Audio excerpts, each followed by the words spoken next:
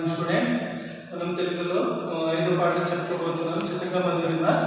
ఓకేనా? అయితే ఇందులో చదవండి, ఆలోచించి చెప్పండి. చెడు చూడండి. ఏం పద్యం ఇచ్చిందంటే, బలవంతుడ నాకేమని పలువురితో నిగ్రహించి పలుకుట మేళ, బలవంతమైన సర్పము చలి చీమల చేత చిక్కి చావదే సుమతి అని ఇచ్చాడు అనమాట. ఇది ఏ మకుటంలో ఉందంటే సుమతి, మకుటం చివరి ఉన్నది మకుటం సుమతి కాబట్టి దీన్ని రచించింది పద్యం. దాని గురించి ఇస్తున్న ఒకసారి, బలవంతుడ నాకేమని పలువురితో నిగ్రహించి పలుకుట మేళ, బలవంతమైన సర్పము చలి చీమల చేత చిక్కి చావదే సుమతి అని ఇచ్చిందంటే బలవంతుడు నేనే అని అనుకోవడం, బలవంతుడు నిగ్రహించి అందరితో పలకడం అన్నమాట. ఆ విధంగా బలవంతమైన సర్పం అనేది కూడా లాస్ట్కి ఎవరి చేతిలో చనిపోతుంది? చలి చీమల చేతిలో చనిపోతుంది అని దీని యొక్క అర్థం. ప్రశ్నలు అడిగిండు. బలవంతుడనే అహంకారం ఎందుకు ఉండకూడదు అంటే, బలవంతుడనే అహంకారం అనేది ఉండకూడదు. ఎందుకంటే ఎంతటి బలవంతుడైనా పాము, ఎంతటి బలవంతమైన పామైనా కానీ చలి చీమల లాస్ట్కి చంపేస్తాయి. ఓకేనా? చలి చీమల నుంచి మీరేమి తెలుసుకున్నారంటే, చలి చీమలు చిన్న జీవి అయినా కానీ పట్టుదలతో తన అనుకున్న లక్ష్యాన్ని చేరుకుంటుంది. ఓకే, పద్యం ద్వారా తెలిసిన నీతి ఏమిటి అంటే, నీతి అంటే ఏం చెప్తాం మనం ఎక్కడ అహంకారంతో మాట్లాడకూడదు. ఓకే, ఎవరికి చిన్న చూపు చేసి మాట్లాడకూడదు నీతి.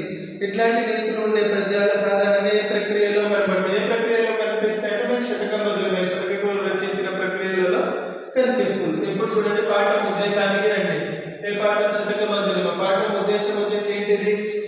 మనకి పద్యాలు నైతిక విలువలు ఎట్లా ఉండాలి, వాటిని ఎలా పెంపొందించాలి అనే, తర్వాత భావి జీవితాన్ని ఎలా తీర్చిదిద్దుతాయి అనేది మనకి ఈ యొక్క పాఠ్య భాగంలో తెలియజేస్తుంది. శతక పద్యాల ద్వారా మనం తెలుసుకుంటాం. ఇది పాఠం ఉద్దేశం. నెక్స్ట్ పాఠ్య భాగ వివరాలు. ఇది ఏ ప్రక్రియకు చెందిందంటే శతక ప్రక్రియకు చెందింది. శతకం అంటే ఏంటిది? 100 నుంచి 108 పద్యాలు ఉంటే దాన్ని మనం శతకం అని పిలుస్తాం అన్నమాట. ఓకే, అయితే ఇందులో ప్రతి పద్యం ఉంటుంది కదా, దేనికదే స్వతంత్రంగా ఉంటుంది. ప్రతి పద్యం మకుటంతోన ఎండ్ అవుతుంది. అయితే మకుటం అంటే ఇప్పుడు గద్దరా సుమతి, వినరా సుమతి, విశ్వదావిరామ, వినురవేమ వాటిని మనం మకుటాలని పిలుస్తాం. అయితే ఇందులో అనేక కవుల పరిచయం అనేది ఉంది. ఈ కవుల పరిచయాల్లో మనకి పాఠ్యభాగ వివరాల్లో సర్వేశ్వర శతకం గురించి వివరించబడింది.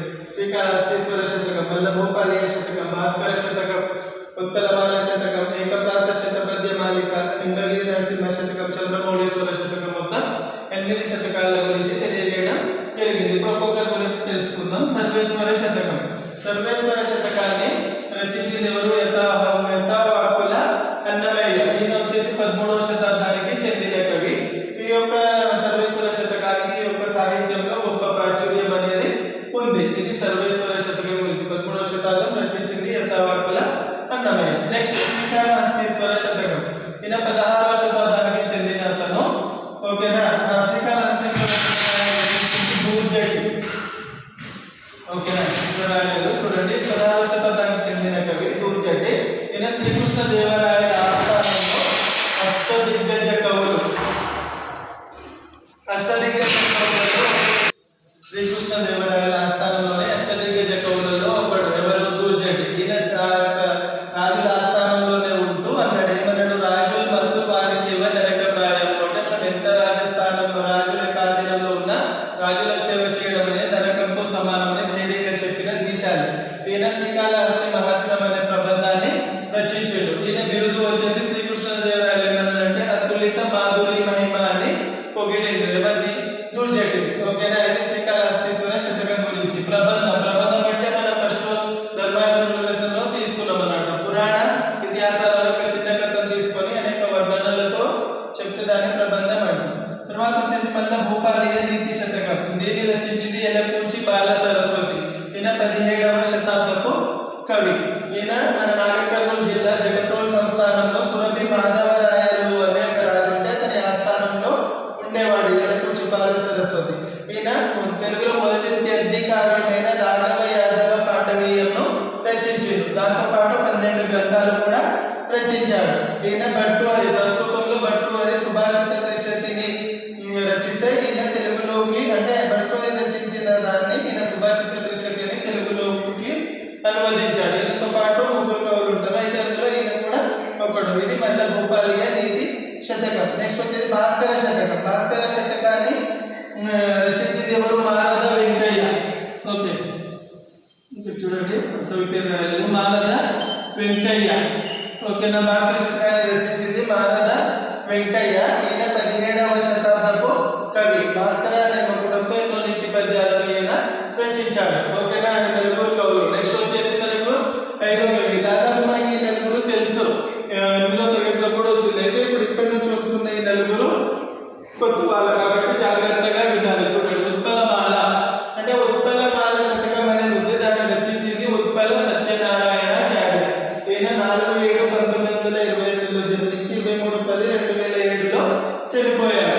ఈయన వచ్చేసి ఖమ్మం జిల్లా చింతకాని ప్రాంతంలో పుట్టిండనమాట. ఈయన రచనలు వచ్చేసి రసధ్వని, ఈ జంట నగరాలు, హేమంత శిశిరాలు, గజేంద్ర మోక్షం, భ్రమర గీతం, శ్రీకృష్ణ చంద్రోదయం వంటి పుస్తకాలను ఎన్నో రచనలను ఈయన చేసింది. ఓకేనా, ఇది ఉత్పలమాల శతకం. తర్వాత వచ్చేసి ఏకప్రాస శతపద్య మాలిక శతకం. దీన్ని రచించింది గౌరిభట్ల రఘురామ శాస్త్రి. ఈయన వచ్చేసి 22/4/1929లో జన్మించి 4/2/2004లో చనిపోయాడు. ఈయన వచ్చేసి సిద్దిపేట జిల్లా రిమ్మనగూడ అనే గ్రామంలో జన్మించాడు. ఈయన రచనలు వచ్చేసి వ్యాస తాత్పర్య నిర్ణయం, గోమాత కళ్యాణ దాస చరిత్రం, శ్రీ వేములవాడ రాజరాజేశ్వర ఏకప్రాస శతపద్య మాలిక, శివపద మణిమాల, భావానంద స్వామి చరిత్ర అనే రచనలు మనకి గౌరిభట్ల రఘురామ శాస్త్రి రచించాడు. ఇది ఏకప్రాస శతపద్య మాలిక గురించి. నెక్స్ట్ వచ్చేసి నింబగిరి నరసింహ శతకం. దీన్ని రచించింది డాక్టర్ అందే వెంకట రాజ. ఈయన 14/10/1933లో జన్మించి 11/9/2006లో చనిపోయాడు. ఈయన జిల్లా వచ్చేసి జగిత్యాల జిల్లా కోరుట్ల అనే గ్రామంలో జన్మించాడు. ఈయన రచనలు కావ్యాలు వచ్చేసి నవోదయం, మణిమంజూష, కళా తపస్విని అనే పద్య కావ్యాలు రచించాడు. దీంతో పాటు భారత రాణి, నాటికల సంపుటి అనే దాన్ని రచించాడు. ఇంకా నింబగిరి శతకం, ఈశ్వర శతకం, వానమామలై వరదాచార్యుల కృతుల పరిశీలన అనే దాన్ని రచించాడు. ఈయన బిరుదులు వచ్చేసి కవి శిరోమణి, అవధాన యువకేసరి, అవధాన చతురానన అనేవి డాక్టర్ అందే వెంకటరాజు యొక్క బిరుదులు. తర్వాత చివరిగా వచ్చేసి చంద్రమౌళీశ్వర శతకం. ఈ చంద్రమౌళీశ్వర శతకాన్ని రచించింది ఇమ్మడి చెట్టి చంద్రయ్య. ఈయన పుట్టింది 31/3/1934, చనిపోయింది 11/3/2001. ఈయన కూడా మన నాగర్ కర్నూలు జిల్లా తాళపల్లి గ్రామంలో జన్మించాడు. ఈయన రచనలు వచ్చేసి హనుమంతరామ సంగ్రామం, భక్త సిరియాల, వీరబ్రహ్మేంద్ర విలాసం అనే హరికథలను రాశాడు. దీంతో పాటు రామప్రభు శతకం, మృత్యుంజయ శతకం, పాలెం వెంకటేశ్వర శతకం, శ్రీ శిరీషనగ గండిక మహాత్మ్యం, కల్పరాత్రి మహాత్మ్యం అనే కావ్యాలను ఈయన రచించాడు. ఇది చంద్రమౌళీశ్వర శతకం గురించి. రచించింది ఇమ్మడి చెట్టి చంద్రయ్య. ఈ శతకం మొదలుగా మొత్తం 8 మంది కవులు ఉన్నారు కదా. ఈ కవుల గురించి మీరు ఖచ్చితంగా నేర్చుకోవాలి. వీళ్ళ యొక్క రచనలు అనేది కూడా మీరు నేర్చుకోవాలి. దీంతో మనకి ఫస్ట్ క్లాస్ అయిపోయింది. ఇంకా